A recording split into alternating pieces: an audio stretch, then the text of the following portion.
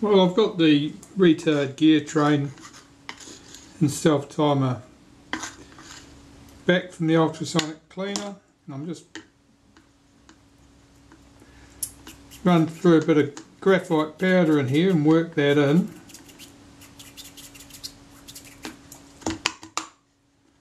That should be fine. If it does, what it's probably mostly doing is lubricates the working surfaces, and probably a lot of that is to do with the teeth of the gears so that they move smoothly over each other, they roll over each other smoothly. There's very little force involved here with these teeth, and I think a little bit of oxidation of the surfaces can make them rough.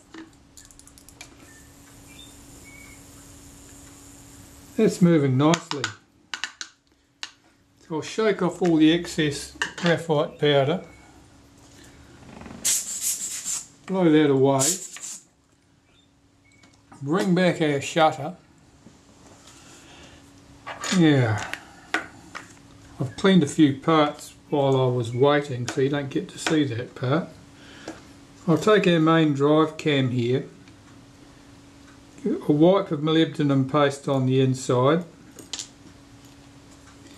and a wipe of molybdenum paste on that curved surface in particular, and the underside, this point and this point where they pick up the blade actuating ring. So I'm going to drop that into position, swing that back to the rest position. I have the main drive spring here, and again I'm just going to wipe the inside surface of that with some molybdenum paste, not very much. They're often really buttered with graphite grease when you get them, but I'm not sure it does a hell of a lot. Get the spring in position, get that tab seated, and that loose end there needs to come across and latch into position there. Now, a bit of molybdenum paste on this surface of that arm, so that when the main drive cam revolves round there, it latches into position smoothly. And there's the shutter cocked and ready to fire, and that fired very smoothly indeed. Now it didn't lock open on B because the shutter action was so quick that the B lever didn't have time to drop into place. That's quite normal, and there's nothing wrong with that. Once the speed trains are in place, you have no problem. Right, so I've just cocked the shutter, which swings that main cam back out of the way so I can put my retard gear train in position. And the retard gear train, this lever here needs to be pulled out to make sure it drops behind a tab on the blade actuating ring. The screw at this end is the pivot. That screw was loose when we started. This screw here is for the adjustment at this end. And I would say from the state of the main drive spring that that's going to be wanting to be fairly well engaged. So I'll move it inwards for greater engagement. Tighten this screw. And we'll fire the shutter and see if it times out to something like 1 second. Sounded okay for me. The self-timer, or the delay action, that goes in here. Swing that in, make sure that the pin engages there. This is held in with a single screw at this end. Make sure that this is seated correctly. There's a screw on the bottom of it, drops into a hole in the mechanism plate. If it's sticking up, it's not seated correctly. This one's fine, it's nice and level. Let's cock the shutter and run the self-timer. So cock the shutter there, and here on the main drive cam. Set the self-timer. Release the shutter. Now if I hold back this tab on the self-timer, the self-timer should run down and release the shutter itself. There you go. So that's all working smoothly. Where is our... This is what I'm looking for. This is our pinion gear. Just give that a wipe of molybdenum paste on that end of that shaft. First I'll clean this, it's not looking very clean.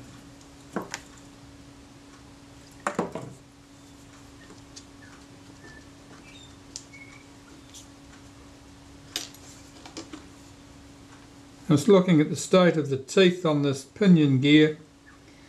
Make sure there's nothing embedded in there, that looks fine to me. So wipe the molybdenum paste on the shaft is normally all that's wanted. Drop this into position, the tab on it comes down here on the inside of this piece.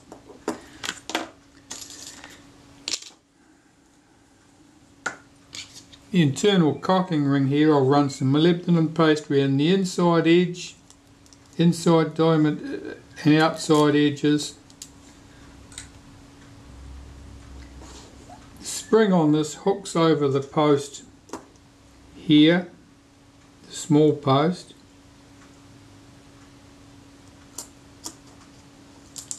And swing this into position. The last notch on the ring should engage the first tooth on that section there. And the speed setting cam plate here, I'll just run some molybdenum paste around the centre and on the surfaces in here. You're not using much, it's just enough to leave a dirty mark. You don't need much. Get this in position. Set this in the second spot and see how this behaves. Oh, that sounded pretty good. Might be slightly fast. Let's try the 15th. No, it's pretty good. Right, well I'll check that on my shutter speed tester. And to do that I'll just put the retaining ring on the front while I do that. Check my speeds, come back, and if all good, I'll reassemble the rest of the shutter, and if it needs adjustment, I'll adjust it. Speeds are good. I've just taken, they were spot on actually. I've just taken the cover plate off here. I've got to put this lever back on. That lever's job is to stop you being able to depress the shutter release if the shutter's not actually cocked. And I noticed that its return spring is damaged. It's incorrectly shaped. I don't believe it'll stay where it's supposed to stay, so I'm going to replace that with one from my parts. The lever's probably fine, but the spring's damaged, and I'll come back and put that in the shutter. Here's the lever from this camera, and there's this spring. Here's the spring from another shutter, and it's quite different. For one thing, it runs multiple times around the post. This one's only got a single wind, and it's a different shape. So that's a dog's breakfast, that spring. Someone obviously lost the original spring, and they've made this little mutilated bastard to replace it.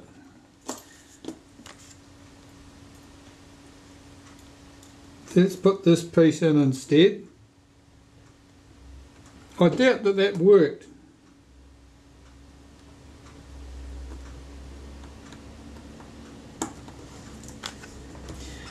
Here we have that. Now the speed setting cam plate. I'll just give this a wipe with molybdenum paste. I think I already have, but we'll do it again.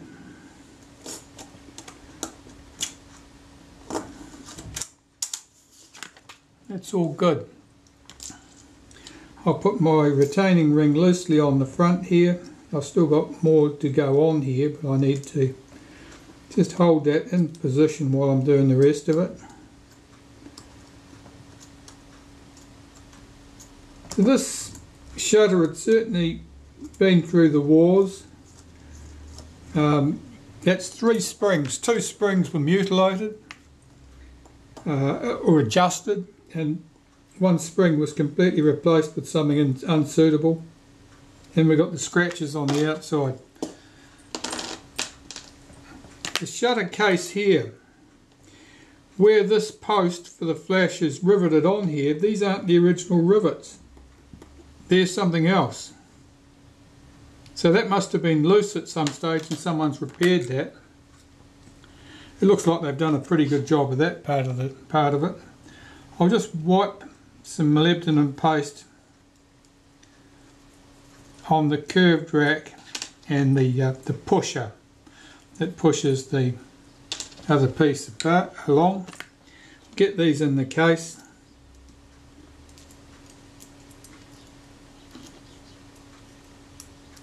These parts don't want to be overly greasy, they'll tend to stick in the case and won't move back correctly. Put this on here, rotate that into position. Now the flash contact has to drop into position there. Yes, it has, it's dropped in nicely. So I'll get my 3 screws in.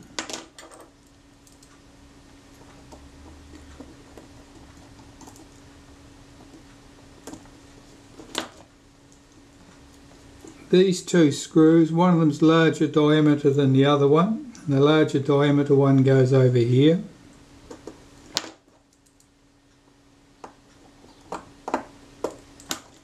The smaller diameter screw goes over on that little post there.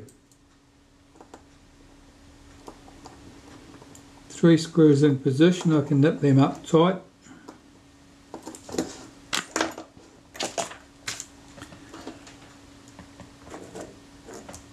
And this screw here that was loose to start off with can now be tightened up correctly. It doesn't need much, it just needs to be nipped up, but it just wasn't before. That's the back of the shutter dealt with. At the front of the shutter,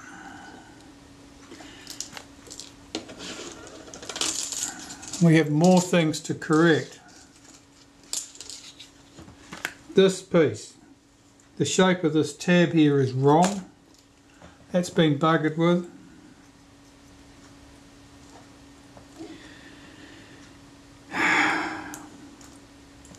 It may have multiple bends in it. That certainly needs to be pointing downhill at that point. Not so much at the top. Let's try that.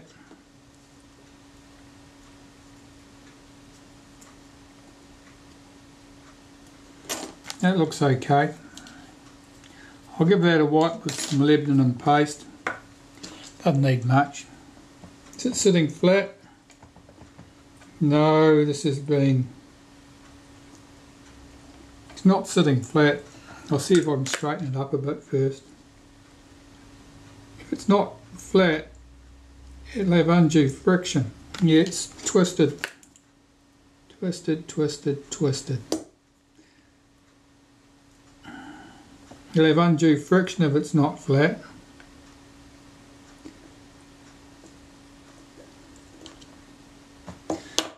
That's better. Alright, a wipe of molybdenum paste, bottom surface, inside surface, outside surface there, doesn't need much. Put that into place. It should sit down neatly in that recess without much of a fight. Now the tab on this needs to connect with the fork on this piece here. Previously it was sitting so high, I doubt that it did connect nicely. Get the shutter speed ring needs to be sitting in correct position. That's better.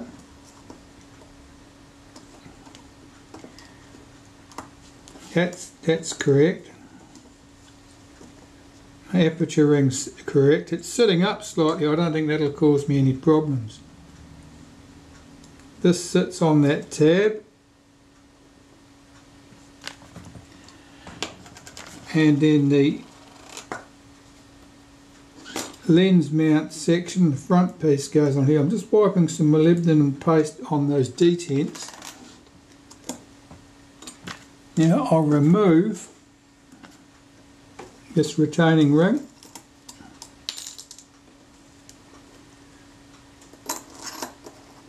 Put the lens mount in place, rotate it till it seats correctly. Now my aperture setting's not clicking neatly into place there. This lever's not doing its job. Okay, more things to correct. This lever's bent.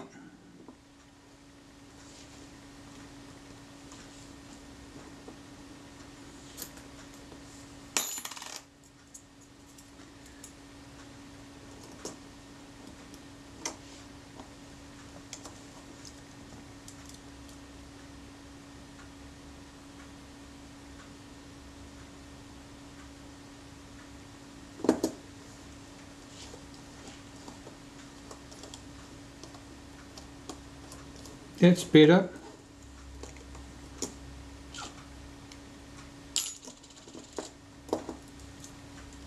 It's not sitting correctly, that thing, is it?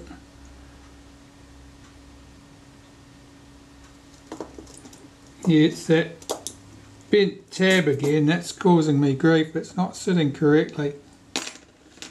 It should be pointing more downhill there.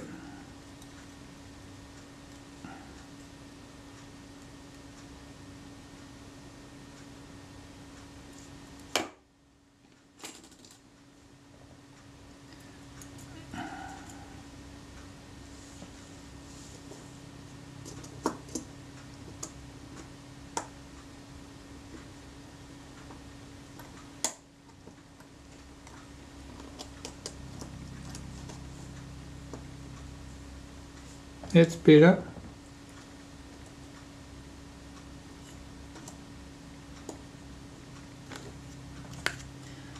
That's better.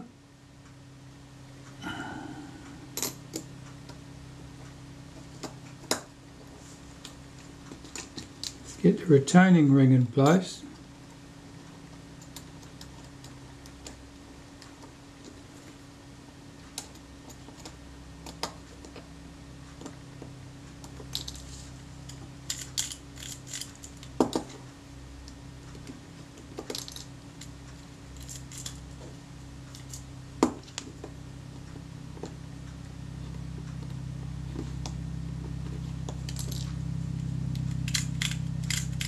You can hear the click stops there.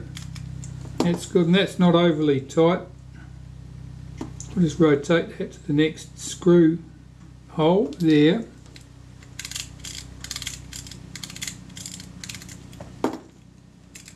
The aperture control here is now moving with the shutter speed ring correctly.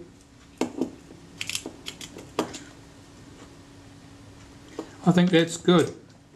I'll put the screw in there that locks the retaining ring. Given the state of the rest of it, I'm surprised that screw's still here.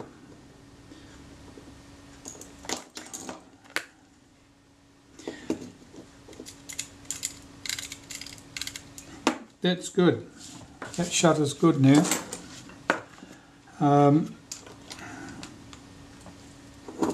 There's nothing wrong with this lever. That spring's just a complete waste of space. That could never have worked. That's just rubbish.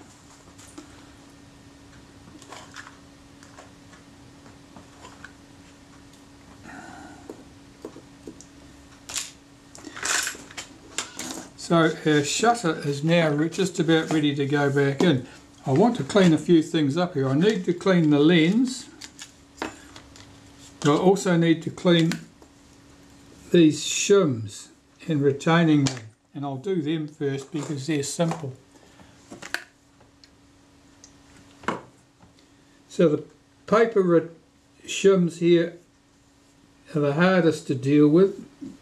They're soaked in oil. You can see the colour of that coming off. And I need to get all that oil out of them. Otherwise it'll only resurface again and work its way into the back of the shutter.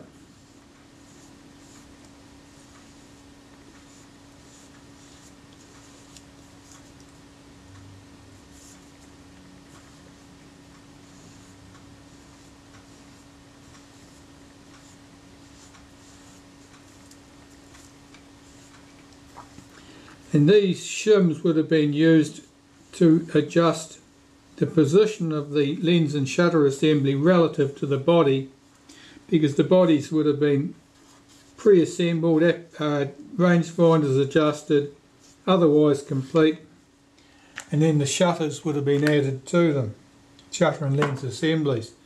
And there's always slight differences in tolerances, and basically by using the shims you could adjust for that so that any given shutter and lens assembly could be matched to a standard body and produce the appropriate results.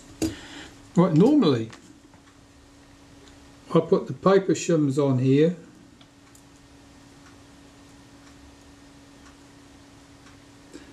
then the metal shim. That way the paper shims are not likely to get damaged when you're trying to get the lens on the body so much. Just checking that retaining ring runs on smoothly. It's a little bit tight.